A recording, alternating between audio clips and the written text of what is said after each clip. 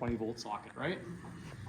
We also have 240 volt sockets, and they come in two different styles. We've got a NEMA 650 and a NEMA 1450. You can see the plug style is a little bit different.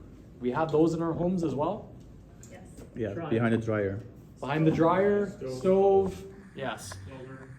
What's that? Welder. Welder, yeah, if you have one in your garage, for sure. Our level 3 public charging stations, they can put up to 400 volts of electrical pressure. When we talk about amps or amperage, that's the power flow or the volume of electrons that we can carry. You can tell based on the size of the gauges. So with a level 1 charger, they're pretty thin. It's kind of like an extension cord, right? Can you carry how much through there? A lot or a little bit? A little bit. Level 2 charger, a little bit thicker. You can carry a little bit more. And a level 3 charger uses even bigger gauges so we can carry more electrons through it. I was giving the example of a garden hose before. The thicker the hose, the more water you can carry through it. Just makes sense. Watts would be a unit of electrical power. When you multiply volts times amps, you get watts. And 1,000 watts would be Kilowatt. Kilowatt. a kilowatt. I tried. Yeah, you tried. A kilowatt. So that would be the amount that's coming out of the hose. And then if we're storing it into a battery. It's the amount of kilowatt hours. It's the amount of kilowatts we can use over a period of time. Okay. All right, let's talk about the levels of charging. Let's Leah. talk about it.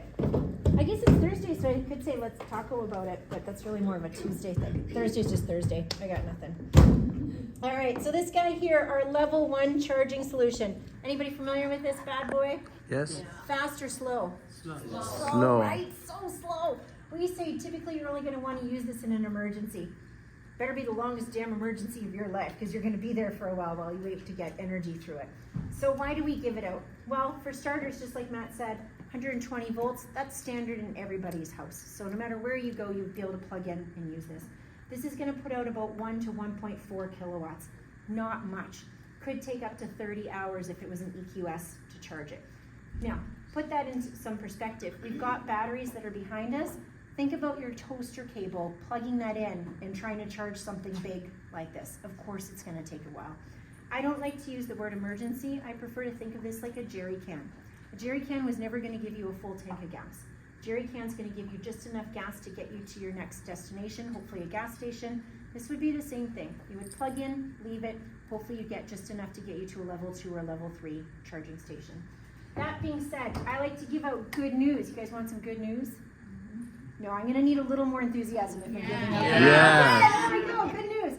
So, the good news, anybody heard of Webasto before? If you're a Sprinter dealer, you might have. We do get some parts from them. Webasto offers a level 1/level 2 charge solution. This will be starting to be offered next year, the first half of the year. Matt talked about this style plug already, so the NEMA 650. All the customer has to do is remove this. They would install the other one. That now gives them the option between level 1 or level 2. And as you can see, it's portable, so they would be able to take it with them wherever they go. This is nice if customers also go camping. You might not know this, but anybody a camper here? Go camping? I am not. Glamping's as close to camping as you're going to get me. But if I had a trailer, this is the same kind of plug that campsites use to plug the trailer in. So if customers go camping, this style is already available for them. And again, this will be available first half of next year. So this guy will be going away, and we'll start offering this to our customers as a solution. So that is some pretty good news. That being said, we also have some more permanent solutions. So those are your 2 portable. These are going to be your permanents. We have ChargePoint and we have Flow. Flow is a Canadian company. They're actually out of Quebec. We offer 2 versions of Flow. We offer a G5 and an X5. The G5 is about $1,000. That's customer pricing, not dealer net. The X5 is about $1,300. Again, customer pricing. Anybody know the difference between the 2? The G5, yeah? Different amp. Sorry? Different amp. No, amp's actually the same. Your phone works, so it's Wi-Fi. So if you have the X5, you'll be able to access it. Why are words hard this time of day? I was like, the wheel was spinning and then it came to a abrupt halt. So the amperage would be the same, but you can access it through your phone. So wireless, that's the word I'm looking for, wireless connectivity. Flow puts out up to 30 amps. ChargePoint's gonna put out up to 50 amps. With Flow, we have a certain plug style. I talked about it before. Anybody know what this plug style is called?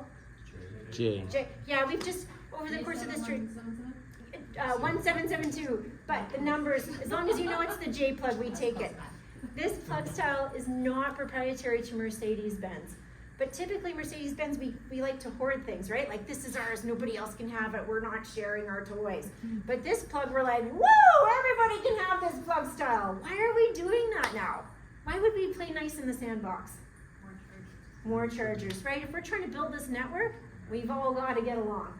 So part of it is that this is universal. Aside for, if anybody who owns an automotive company and doesn't start with a T uses this plug style.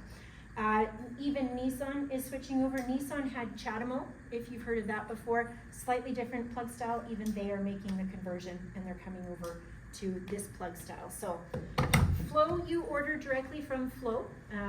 The cable length is available in 18 feet or 30 or 25 feet. We've asked Flow, with cable, more is always better. So we've asked them to only offer our customers the 25-foot cable. ChargePoint, again, you can do up to 50 amps. Same plug style, we call it the J plug. So again, that's available. ChargePoint, we do stock in our warehouse. So it is available, the big box behind us. There is a part number, you could order it through your parts department. You do have to get these installed. So does anybody know the name of the company we've partnered with to help do installations? I see some of you thinking on it. I'll help you out, it's late in the day. Merit. So you don't have to use them, it's simply that this way you have somewhere to point your customer.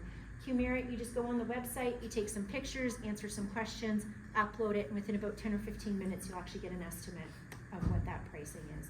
Now again, you don't have to use them, we just don't expect you to be electricians. It's also important to involve electricians because you can give the fast price for this, but when it comes to the install, that can vary greatly. That's not your job, that's not your role.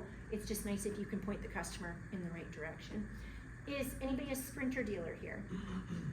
Yes, me. So we often say too, if you have a Sprinter customer who's purchased 3 or 4 Sprinters, it doesn't hurt to ask them, hey, could we partner with you? Could you give us a discount for our customers if you did installations of these units?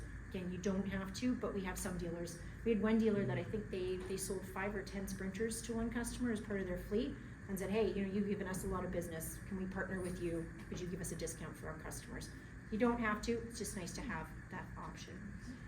Last but not least, I'm going to jump back over here for a second because I said that these are portable. Anybody go to YouTube University? Ever gone there?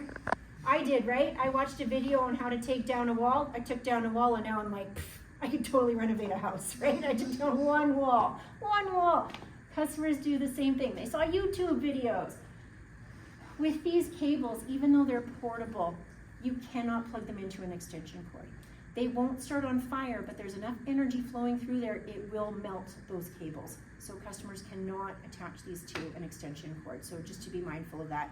If they happen to be mentioned they're traveling, make sure they know they have to be able to plug directly into the source. They can't plug it into an extension cord to try and extend that length and then plug that in. It will absolutely melt the cable.